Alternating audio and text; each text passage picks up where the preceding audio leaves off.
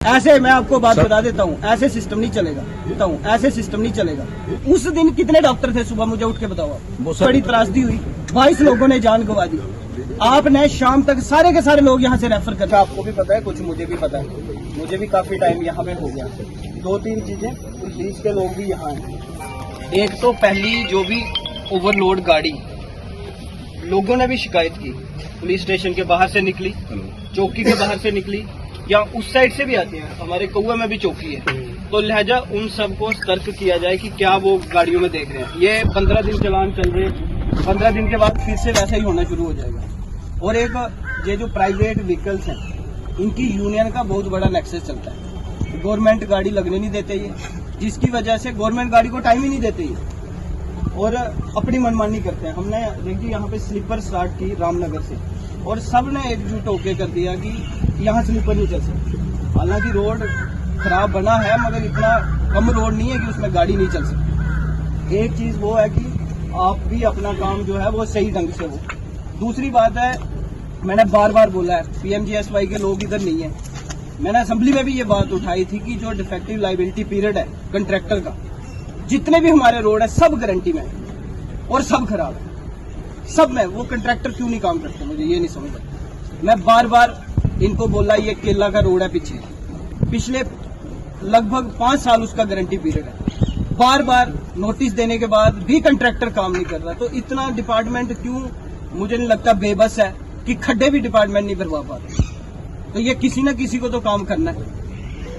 अब ये जो क्रैश बैरियर का है, तो डिपार्टमेंट कहाँ सोया है कि उसको नहीं पता कि कहाँ क्रैश बैरियर लगने चाहिए, कहाँ नहीं लगने चाहिए।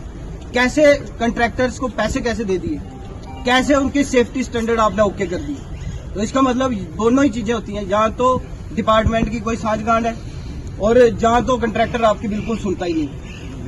तो ऐसा क्यों, मुझे नहीं समझ आ रहा। तभी मैं चाहता था, आज तो कितना नॉन सीरियस एटीट्यूड है। एक मेंबर पार्लियामेंट यहाँ पे आया है और कितने ऑफिसर है SDM साहब, अटेंडेंस और बिल्कुल स्ट्रिक्टली जिनकी सड़क है उनका वो जेई से रिप्रेजेंट है, उनका जेई, और मेंबर पार्लियामेंट है और जेई रिप्रेजेंट कर रहा है उस डिपार्टमेंट जिसकी सड़क है। तो एक एक्सप्लेनेशन निकलनी चाहिए। आप कॉपी हमें भी भेजिए, हम बात करते हैं। क्योंकि रामनगर ऐसे बना के रखा है, और आप बोल रहे थे कौन से डॉक्टर नहीं है, 11 डॉक्टर है। अब चाइल्ड स्पेशलिस्ट यहाँ है, एनेस्थीसिया का डॉक्टर यहाँ है, गाइन का डॉक्टर यहाँ है। तो उस दिन कितने डॉक्टर थे सुबह, मुझे उठ के बताओ। वो सर कितने डॉक्टर थे? मुझे जो है फिजिशियन यही था, ठीक है, उसके बाद गायनेकोलॉजिस्ट भी यही था। ये सर जो हमारी कंसल्टेंट की पोस्ट है वो खाली है। ये हम MD की जो है रोज ये लोग शिकायत करते हैं, रोज OPD इधर क्यों नहीं होती?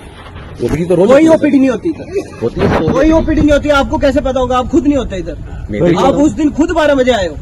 सर मैं वहाँ रास्ते में था जहाँ से रेस्क्यू करा रहा था। रास्ते की बात नहीं है, बाकी लोग सारे पहुँच गए, पुलिस पहुँच गई, ऑन स्पॉट सरपंच साहब उधर थे।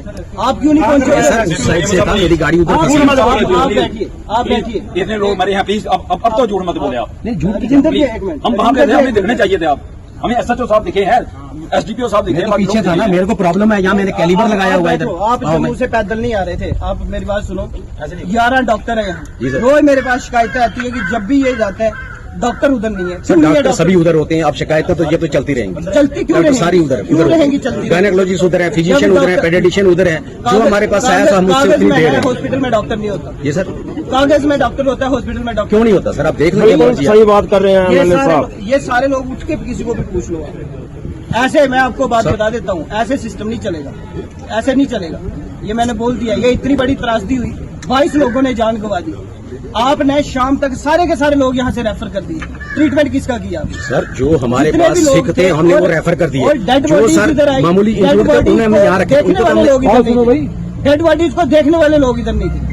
क्या हॉस्पिटल की जिम्मेवारी नहीं बनती? डेड बॉडी तो हमने सारी वहाँ पे रखी हुई थी, मोर्चरी में रखी। कहाँ रखी थी? मोर्चरी में। बाहर डेड बॉडी, मोर्चरी तो हमारी छोटी है सर, वहाँ पे 2-3 डेड बॉडी आती है। हमारा हॉल था, मैंने हॉल में रखी। बिल्कुल कॉल पे था, सारे फोटोग्राफ उधर से मेरे पास आ रहे हैं। सर इतनी मोर्चरी में आपने देखी है? मोर्चरी छोटी सी है, उसमें 2 या 3 डेड बॉडी। मेरी बात सुनिए, आप लास्ट वार्निंग दे रहा हूँ। कल से सारे डॉक्टर जो इधर पोस्टेड है, जो भी स्टाफ इधर है, रोज मुझे हॉस्पिटल में चाहिए।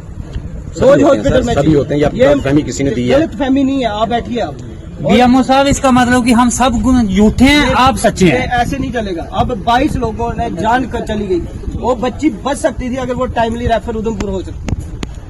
मतलब आप नौकरी कर रहे हैं, आपको वो फैमिलीज का पता नहीं है, जिनका बेचारों का रहा कुछ नहीं, सब लुट गया जिन लोगों का। तो सरकार किसके लिए सैलरी देती है? या PMGSY डिपार्टमेंट हो, किसके लिए सैलरी देती है हम? अब उन लोगों को क्या मुंह दिखाएं हम, अब मुझे बताएं। और इतनी बड़ी बात, और मैं आपको साफ तौर पे बता देता हूं कि रामनगर में जितने भी एम्प्लॉइज काम करते हैं अपना काम ढंग से करते हैं। ये बहुत बड़ी बात है, ये पूरे देश में बहुत बड़ी बात है कि इतनी बड़ी त्रासदी हुई, कम से कम हम उन लोगों को फर्स्ट एड तो दे पाते। और बाकी मेरे कुछ नहीं कहना है कि बड़ी निग्लिजेंस है ऑलमोस्ट हर डिपार्टमेंट की। मैं आपको बताऊं, PMGSY अपना काम नहीं कर रहा, हॉस्पिटल वाले अपना काम नहीं कर रहे। हो सकता जाने ही बच जाती। अगर पुलिस चौकी में बस को रोक दिया जाता तो हो सकता जान बच जाती। अगर ARTO ने एक्शन टाइमली लिया होता, 15 चलान के बाद गाड़ी रोड पे चल रही है, क्यों चल रही है? हमारी क्या जिम्मेदारी लिया ना एक्शन? 2 गाड़ियां चलती थी, उसको गाड़ी को तोड़वाया और उसको बंद कराया। 2 गाड़ियां होती तो इतना रश नहीं होना। ऐसे नहीं चलेगा देख जी, मतलब कि बड़ा कैजुअल एटीट्यूड है। मतलब आप खुद ही देखिए, कल DC से बात हुई, लेटर निकली, फिर भी आप प्रेजेंस देखिए लोग।